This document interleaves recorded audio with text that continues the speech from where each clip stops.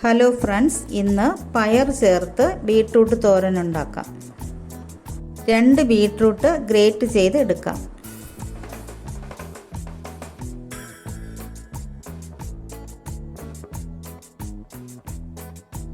കടുക് വറുത്ത ശേഷം ഗ്രേറ്റ് ചെയ്ത ബീട്രൂട്ട് ചേർത്ത്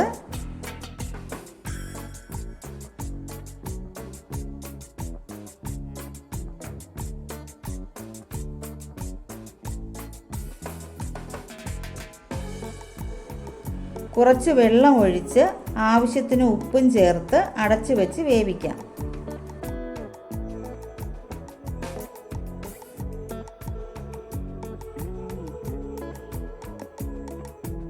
നല്ല വെന്ത ശേഷം വേവിച്ച 1 ഗ്ലാസ് പയർ ചേർക്കാം.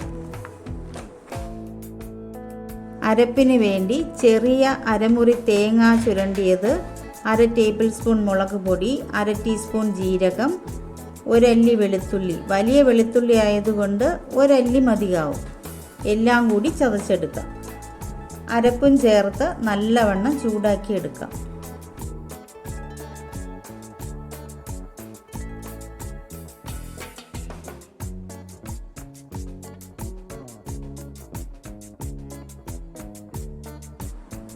എല്ലാവരും ഉണ്ടാക്കി നോക്കണേ. ഇഷ്ടമായാൽ ലൈക്കും ഷെയറും സബ്സ്ക്രൈബും ചെയ്യണേ.